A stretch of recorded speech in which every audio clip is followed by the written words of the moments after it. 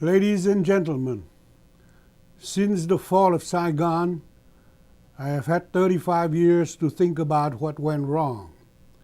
Even before that fateful April 1975, I had had 10 years of government service to witness from a front row seat many of the mistakes that American and Vietnamese leaders responsible for managing the war made in Vietnam.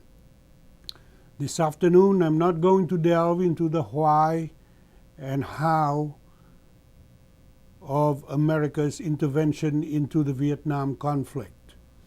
I am just going to offer my thinking about the lessons that can be learned from America's Vietnam experience. From the very beginning of America's commitment in Vietnam, there was a huge gap of understanding between Americans and Vietnamese of all stripes. A cultural gap that led from one misunderstanding to another about each other's intentions, goodwill, expectations, and much else. Indeed, the Americans, with their gung-ho, can-do, task-oriented attitude, have the tendency to take control of their partnership with the Vietnamese, even at the risk of stepping on our toes. On the other hand, the Vietnamese, proud of their Confucian traditions and steeped in a millennial historical consciousness, resented the pushy attitude of many American advisors, and the condescendence of American commanding generals caused them to resist or even ignore the recommendations of our allies. A big factor that was overlooked was an effective information propaganda campaign by the American side. Such a campaign never happened because the Americans did not even suspect that such a campaign was necessary. Another thing American officials should have done was to react ferociously to fallacious and misleading news reports in the American media. Instead, the U.S. kept silent, saying and doing nothing of consequence. South Vietnam cannot bear responsibility for this because starting from the late 60s, the South Vietnamese ambassador to the U.S. could not appear at a college campus without being subjected to an avalanche of abuse. The said information campaign should have been aimed at multiple audiences, namely the Vietnamese people, the American people, the U.S. military, the South Vietnamese military, and the world at large. Before being sent to Vietnam, American officials and troops should also be familiarized with various aspects of Vietnamese culture and way of life. The understanding gap mentioned above led to fateful decisions on the American side, such as encouraging the Vietnamese generals to stage a coup against President Ngo Diem and his brother advisor, which ended tragically in their death. This, in my estimation, marked the beginning of the end of South Vietnam in its fight against the invaders from the north. Once President Johnson decided to send combat troops to help South Vietnam, the American generals quickly took charge of the war. They fought a conventional war against communist insurgents who at first only fought the only way Vietnamese knew how against a superior enemy. That is, they fought as guerrillas, disappearing only to reappear when the superior force moves on. The fact that the war was often directed from the White House only added another layer of intervention which tied the hands of the generals in the field. While the communist invaders and the local Viet Cong insurgents could roam all over the South, the American and South Vietnamese sides were not allowed to go north to bring the war to where it hurts. For a long time, they were not even allowed to go into Cambodia, where the North Vietnamese withdrew whenever they needed rest and recuperation. In other words, the American generals were given the responsibility of fighting the war but they were not allowed to win, only to repel attacks when and if they come. Even after President Nixon went to China and met with Mao Zedong, the Americans were still leery of Chinese intervention should our side take the fight to North Vietnam.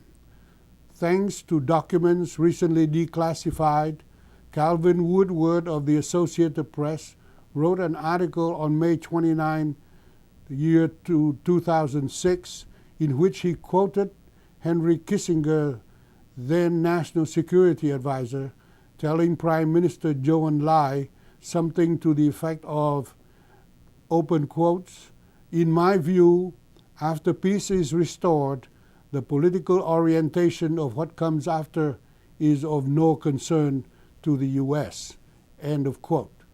And that, open quote, if we can live with the communist government in China, we ought to be able to accept it in Indochina, end of quote. This practically amounts to giving assurance that the United States would not engage in Vietnam after a communist victory. At the height of its engagement, the U.S. had 500,000 troops in Vietnam.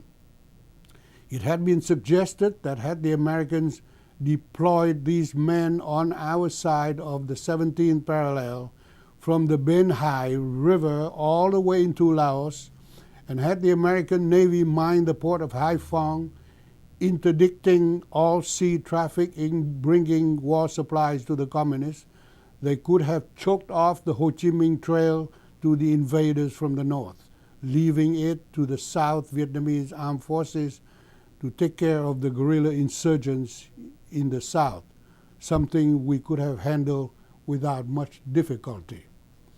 In fact, the Ho Chi Minh Trail could have been cut off with far less than the 500,000 troops I mentioned above.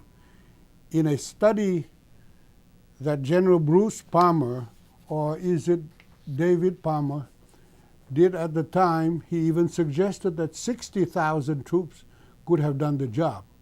The government of Thailand also suggested more or less the same strategy, using a multinational force composed of American, Thai, Laotian, and Vietnamese troops.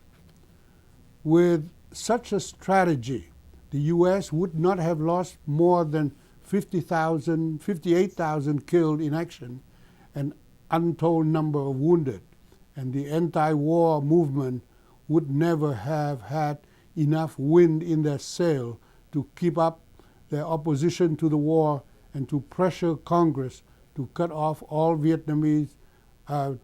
all assistance to the South, leaving it defenseless against the North Vietnamese invaders. The greatest irony of the Vietnam War was when, tired of the conflict, President Nixon thought of Vietnamization as a way to put the whole burden on the South Vietnamese army. The word Vietnamization implies that during the entire 10 years of massive American intervention, the only ones fighting were the Americans, while the million or so Vietnamese troops and militia were sitting on their behinds watching the show. Nothing could be further from the truth. While American bravery in places such as Khe Sanh, essentially a diversionary battle, was glorified in the American press, untold battles fought and won in places like An Loc, Quang Tri, and many other locations by the South Vietnamese armed forces were ignored by the American press, some of whom even had the temerity to call our heroic fighters rabbits, predicting as early as 1968 that the end was near, despite the fact that the communists suffered 40,000 casualties, or half of the attacking force, in the Tet Offensive of 1968. I still cannot understand how American media gurus such as Walter Cronkite could interpret a colossal communist defeat as a communist victory. Rabbits, indeed, those Vietnamese troops who suffered nearly 500,000 casualties while fighting to defend South Vietnam, and who, by some calculation, killed 4 times as many communist lions. Vietnamization of the war should have been in place, or rather should have been left alone from the very beginning of the American intervention. But because they took over the direction of the war, our American allies stripped us of our just cause as we fought against the aggressors, and by the same token, they also helped to reinforce the communist claim of being patriots defending the motherland against the American imperialists, and to accuse us of being American puppets. American journalists were free to roam all over the country, interview anyone they pleased, film and televise all the most shocking horrors of the war. Thus, for the first time in the history of the American media, the war was brought into American living rooms every evening and contributed to persuading the American public of the extreme cost of a war fought 10,000 miles from home, wasting American lives and taxpayers' dollars. As far as the Vietnamese side was concerned, we also made monumental mistakes. With the encouragement of even the blessing of the highest-ranking American officials, our politically immature, top-ranking generals staged a coup against a democratically elected president and murdered both him and his brothers, Nguyen and Ngoc. Yet after seizing power, the generals were incapable of governing the country and tried coup and counter-coups against one another, thus sapping whatever energy there remained in the country to fight the Viet Cong. When the communists started their final push against South Vietnam, President Thieu, who, inspired by his American counterparts, also managed the war from Independence Palace, ordered the army to pull out of the 1st and 2nd Army Corps in such a hurry and without any planning whatsoever that panic set in, and the various highways leading south were clogged with tens of thousands of refugees and evacuating troops, and under constant communist attack became highways of death. This tragic mistake accelerated the takeover of South Vietnam by the communists, who were only wishfully thinking of victory, and their Politburo only made tentative plans to take over the South by 1976 at the earliest. The South Vietnam government and its information arm did a heroic effort to counter the anti-war movement in the United States, but were not effective against a movement supported by the entire communist world with the backing of both the Soviet Union and Red China. In terms of lobbying, our diplomatic representatives in the U.S. were too busy trying to read the intentions of the American government and the Congress, and did not spend enough time cultivating meaningful public relations efforts aimed at the American public at large. Furthermore, as Ambassador Bui Diem found out, even if there was any kind of debate with the anti-war crowd, our people would have been too polite, and debate usually degenerated into psychological theater of sarcasm and vitriolic accusations. Debate such as it was became an alley fight and demanded the psychological and rhetorical skills and aggressiveness for this kind of fight. Truth was no longer important. Even U.S. government people could not debate because they were too civilized when facing crowds that parade in the streets of America's capital the flag of the Viet Cong enemy, who was killing and maiming our boys every day. During their demonstrations, they even shouted in unison, "Ho, ho, ho, Ho Chi Minh." Imagine anyone shouting Heil Hitler at rallies in Washington during World War II. He would most likely be lynched or shot on the spot. Inside South Vietnam, our information agencies were not effective in countering the communist propaganda machine, which was quite persuasive when combined with long daggers at night and death threats against the defenseless South Vietnamese population in the countryside.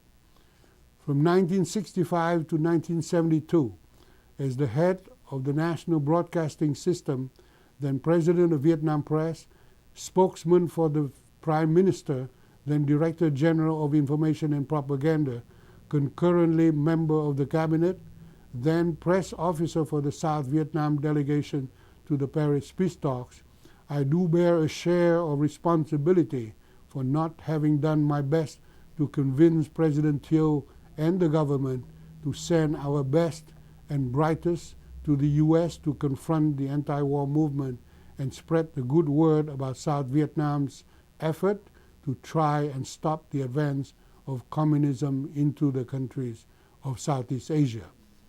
Later, overseas information offices were opened in Paris, London, Tokyo, and Washington. But they came too late to make a difference.